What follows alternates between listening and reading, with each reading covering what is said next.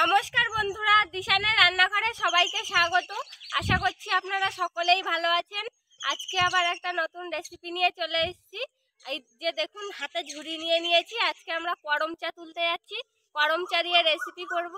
ভিডিওটি আপনারা সম্পূর্ণ দেখতে থাকুন।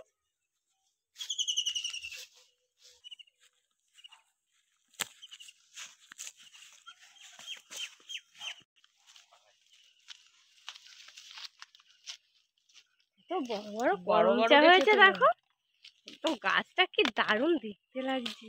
আঠা দেখো, কি আঠা বেরোচ্ছে। হ্যাঁ, করমচায় আঠা। দেখো এই যে তোমার এই সামনে দেখতে পাচ্ছ না, এই যে বড় বড় বড় বড় গুলো দেখে দেখে চলি।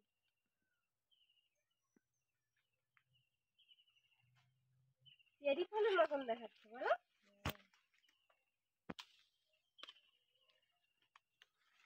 বড় দেখে দেখে নাও, কি দারুণ কালার।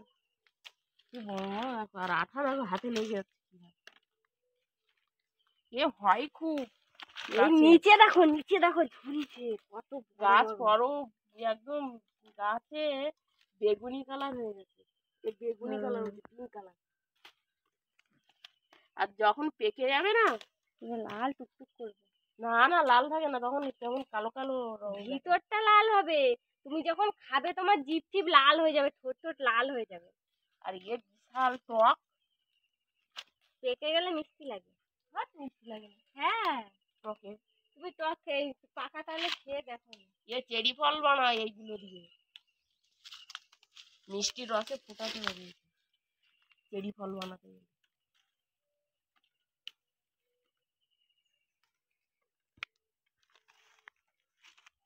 বাবা কি হবা হয়েছে। এই দেখো পেকেছে, এখান দিয়ে অনেকগুলো পেকেছে। একটা খাই দেখি।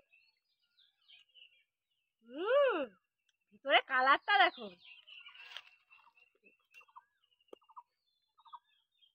একদম রস টুসটুস করছে। এই দেখো, দারুণ মিষ্টি, দারুণ। দেখেছো জিভের কালার? খাও খাও, বেশি করে খাও। তুমি চলো, আমি এটা খাই। খাও।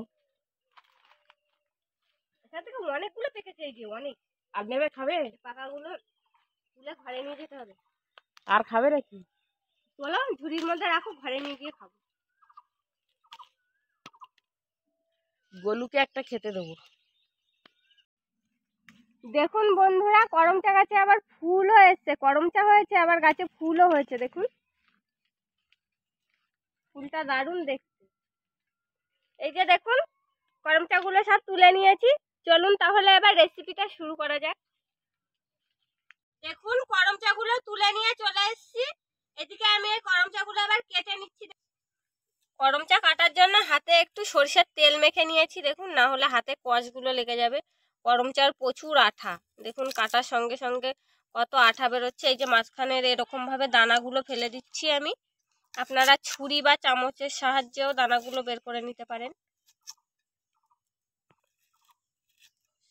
যেহেতু করম চায় আঠা প্রচুর, সেই জন্য কেটে কেটে জলে রাখছি।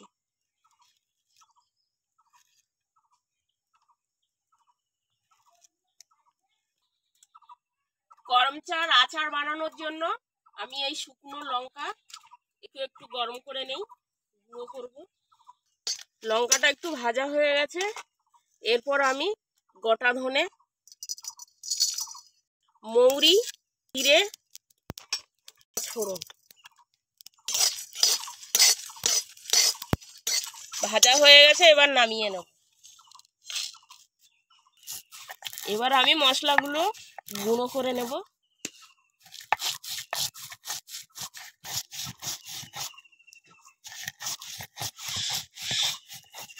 মশলাটা বাটতে বাটতে আমি এদিকে করম চাগুলো সেদ্ধ করে নেব। গরম জলের মধ্যে দিয়ে দিচ্ছি। করম চার আঠাগুলো বেরিয়ে যাবে ভালো করে।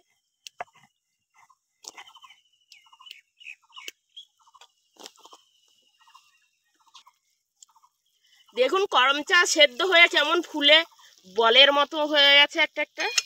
এবার নামিয়ে নেব, জলগুলো ঝরিয়ে নেব।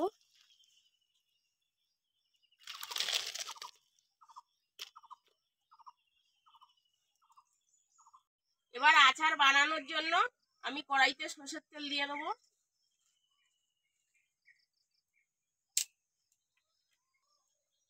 পাঁচ ফোড়ন, মৌরি। যা গরম পড়েছে মনে হচ্ছে না আবার ঝড় বৃষ্টি আসবে, প্রচন্ড গরম মেঘ করেছে, বর্ষা আসবে। এবার এর মধ্যে সেদ্ধ করে রাখা করমচাগুলো দিয়ে দেবো। সেদ্ধ করে নেওয়া হলো, টক জলটা বেশি, টক জলটা বেরিয়ে গেল করমচা। আপনারাও বাড়িতে এরকম ভাবে তৈরি করবেন করমচার আচার। এবার লবণ দেবো, এবার চিনি দিয়ে দেবো।